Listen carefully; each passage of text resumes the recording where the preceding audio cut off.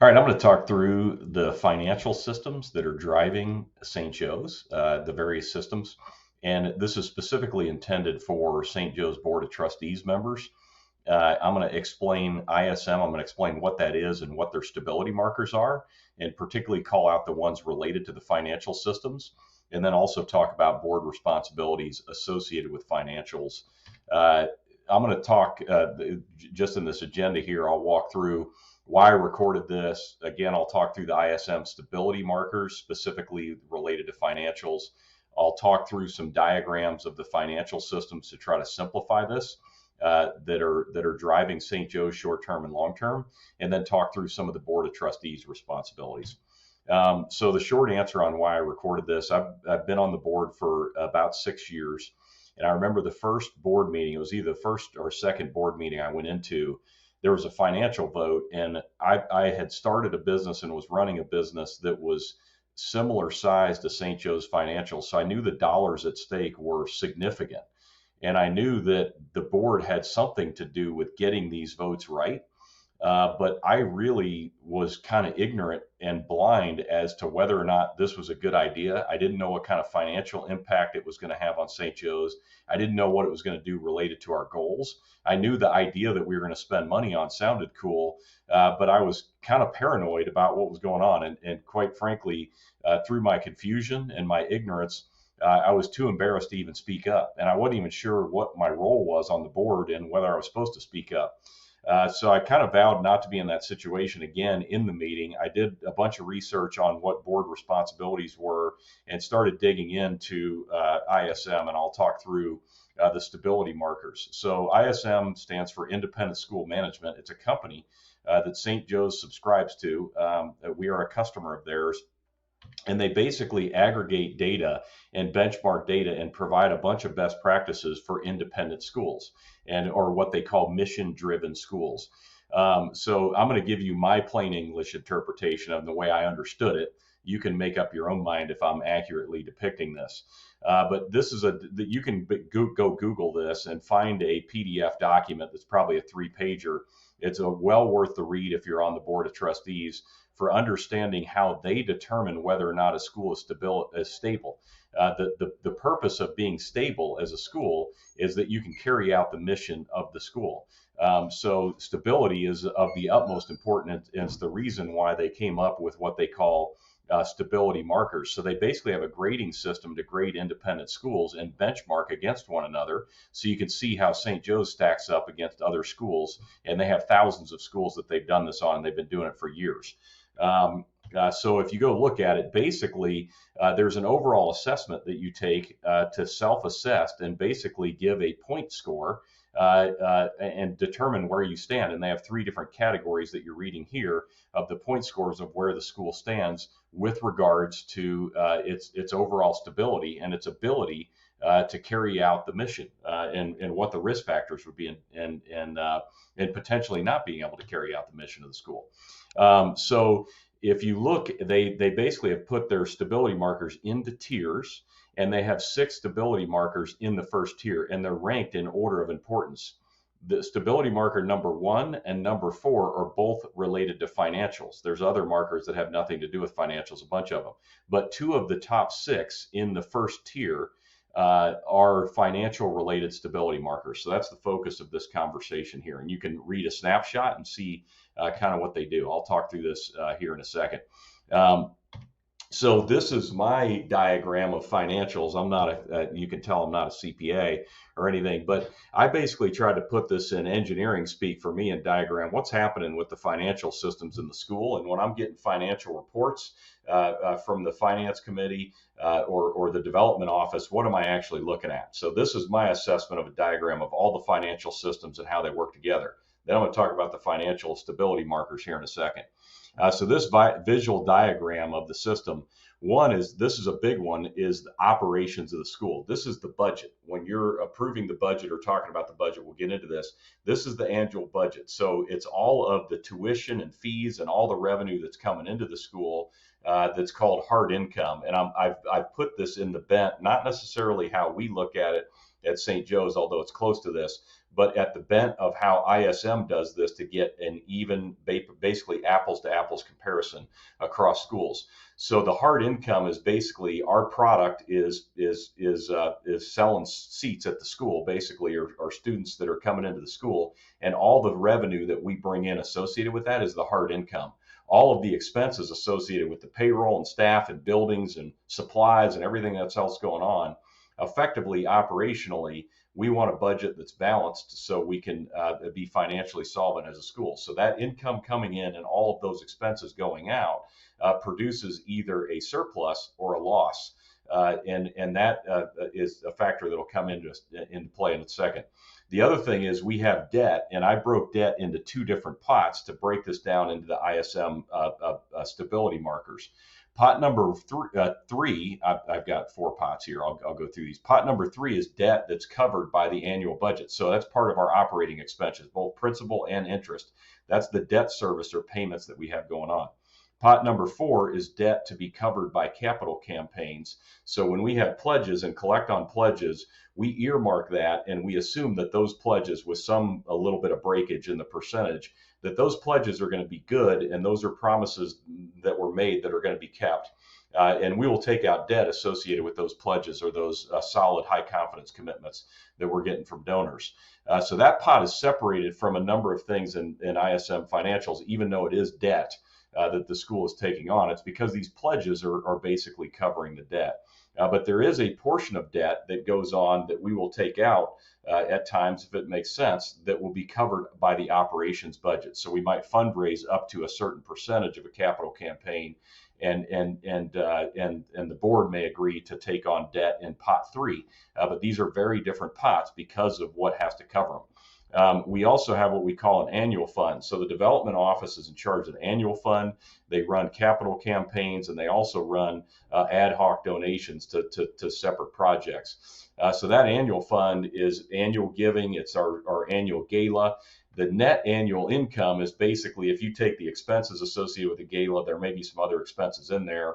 What is the net that we clear from the annual giving and the gala fundraising event that comes in to basically a cash reserve spot? Now, I know St. Joe's earmarks that towards tuition assistant and scholarships. But this is basically leveling the playing field the way ISM pictures things, as the annual fund would be coming into a cash reserve pot.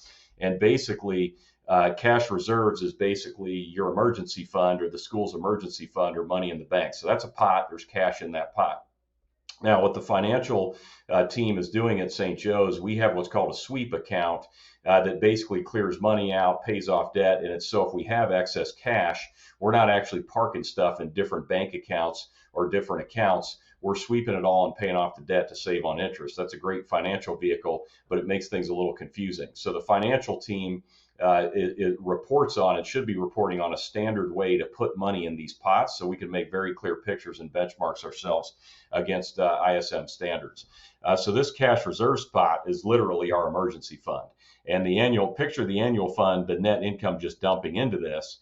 And then the operational budget, if there's a surplus, that's dumping in. If there's a loss, our hard income, so if our hard income does not cover the expenses, then that money's got to come out of here.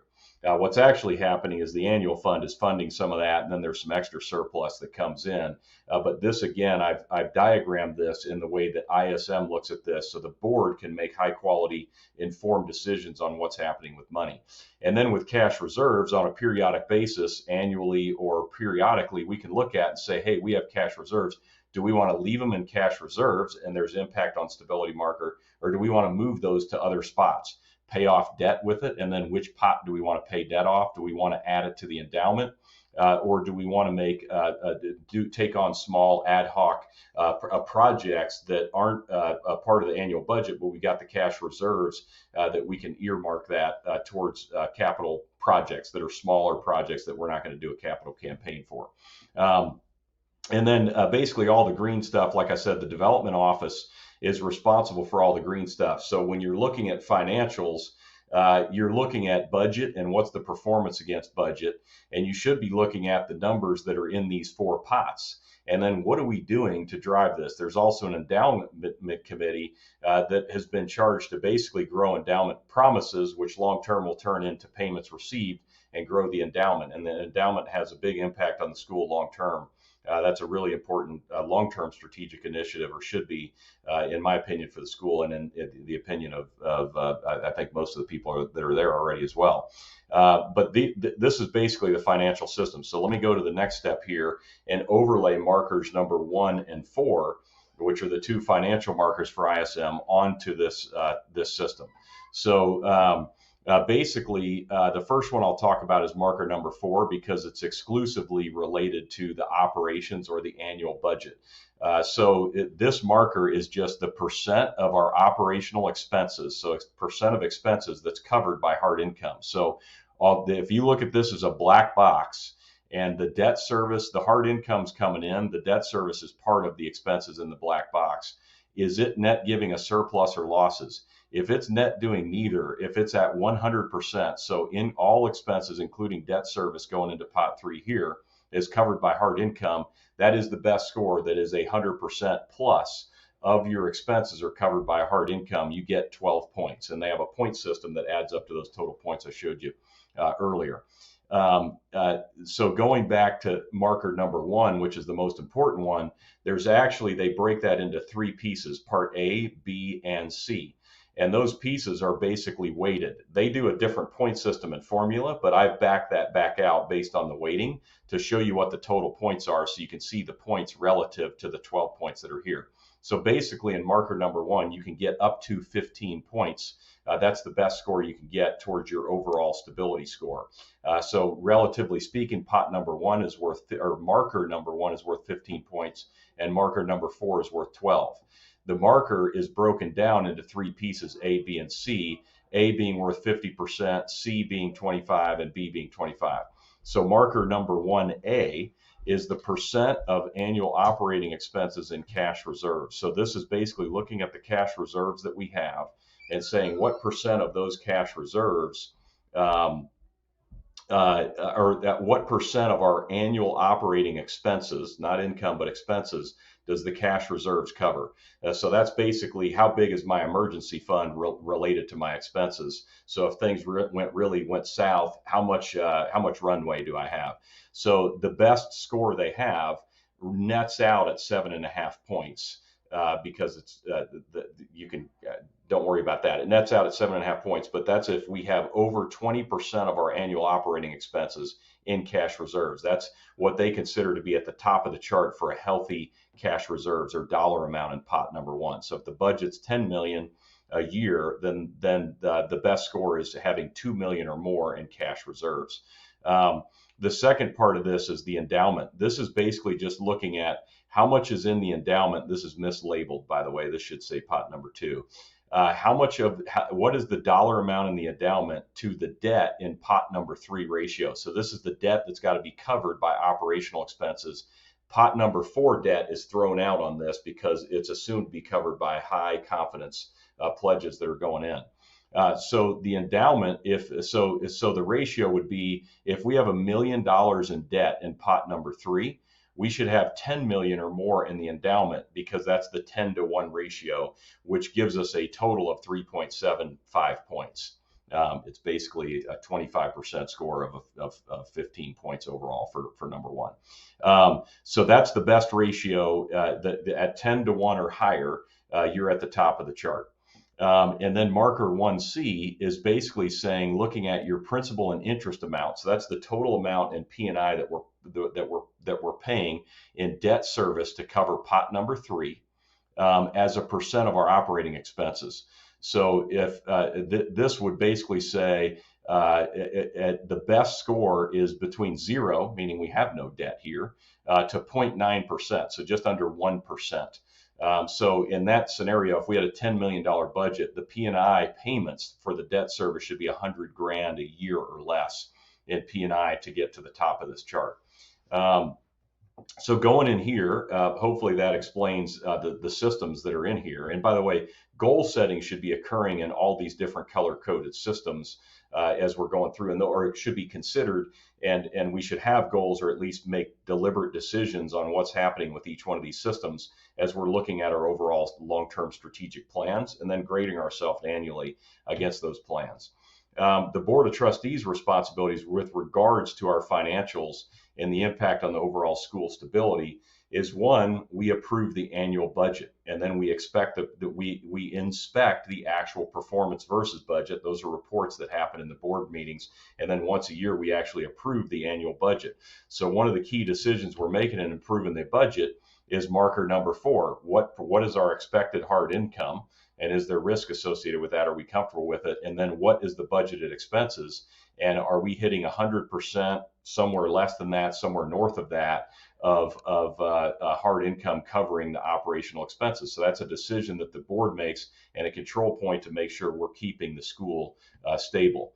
The second thing is we're voting on the use of cash reserves. So that's going back here and saying, hey, where is the cash reserves? Do we like where that number is relative to our operating expenses and what our stability marker score is? And should we move excess? And if so, where should we move the excess to? And there's valid reasons to move excess money. The school has a mission. The school's job is to carry out the mission, and the board's job is to make sure there's a head of school that's carrying out the mission, and financials or the school's stable and can carry out the mission's financials being a piece of it. So we don't want to just hoard money and not spend it because it's diluting our ability to carry out the mission. We also want to make sure we're preserving stability, so we're making smart decisions. I believe that with the right effort and energy, we can make short-term decisions work and be focused on a better long-term tomorrow at the same time, and that's what we're called and want to do. We vote on capital campaign projects, and that's really just saying, is this the next best way to spend our time and money? Capital campaigns take money and they take time, and they're going to take a withdrawal from the school community. It's an opportunity, obviously, for the school community to give, but that's the goal there, or the green lighting of capital campaign projects is both, is this where we should be spending our time and money, and calling out to our donor base, number one, and number two, making a decision related to debt, which comes in a second. If the pledges don't cover the debt that's going to happen in pot 4, the overall expenses, are we taking that on in pot 3, or what's the plan? And do we like the impact on the stability markers in that plan? So that's voting on the use of debt, and which debt will the pot fall into. Related, again, this covered by capital campaigns does not impact stability markers. Pot number 3 does impact our stability markers, and rightfully so. It puts a burden on the annual operating budget. And then the next thing is the vote on the use of endowment funds. Right now, St. Joe's is in a building phase at the time of the recording this, so we're just trying to build up and get an endowment. We've made some good measures in the last several years on that, but the recommendation is there's no cash out of the endowment during the early building phase. You're just trying to build up that tank here. So that's basically the endowment here of building up promises. And there's long-term strategies for giving overall financial life plans that people are doing, leaving money to St. Joe's in their will or donating along the way through ad hoc donations or overall promises, and then ultimately that money comes in. So the next thing is basically the Board of Trustees is expected, when you're voting, you should understand what you're voting on and speak up and make sure that you have an understanding of what you're voting on. You have an understanding of what the benefits are, but also what the impact is on the stability marker. So here's some questions that I would propose are good questions to ask, or have the financial committee, as they're proposing votes, answer these questions. One is, what are our stability marker goals? So generally, when we do financial planning, we set goals on the stability marker that the board is setting. And then what are our goals? So we need to know the goal. Then we need to know what our current score is towards the goal. So how are we doing? And then what's our trends? So having historical knowledge helps us understand, are we doing better or worse than we were in the past? That's really good context from a board standpoint, particularly as we have new people coming into the board every year and leaving the board. Getting that context or that historical context is really helpful. And the financial team's done a really good job of starting to build up the history in the way that ISM expects to see the financials, or to get us apples to apples. And then how will the motion, the vote that you're about to vote on, impact those scores? And then is that an acceptable impact? And we're considering the goals, the risks, the benefits, all those are being weighed in. That is the way that is expected understanding for the Board of Trustees, to make sure we are protecting and executing short term in the right now, but also protecting the school's position to execute and carry out this mission long term as we're driving towards the goals. So hopefully that helps on this.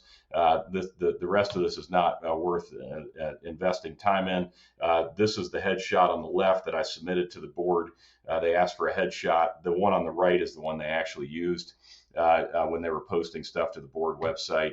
But just a quick bio about me. I paid for 42 semesters of tuition at St. Joe's, 3 kids from 6 through 12, and I'm totally glad I did. A very satisfied customer, if you will, and participant in the community. I've had 3 kids. All 3 of my kids have graduated. 2 are out of college now. One's in college from St. Joe's. I was on the Board of Trustees for 6 years, chairman of the Standards Committee for about the same time. I started and operated a software company. I mentioned that. And so I had a deep understanding of the impact of financials on the stability of the business side of a business like St. Joe's. But I didn't understand my role on the board and what was needed, and quite frankly didn't have confidence to make sure I understood it. So my goal here was to share that story and share some insights that I gained going through this, in hopes that it might help people on the board in the future understand a piece of their role related to the financials, and also understand how they can do a better job to serve the St. Joe's community, both short term and long term. So good luck.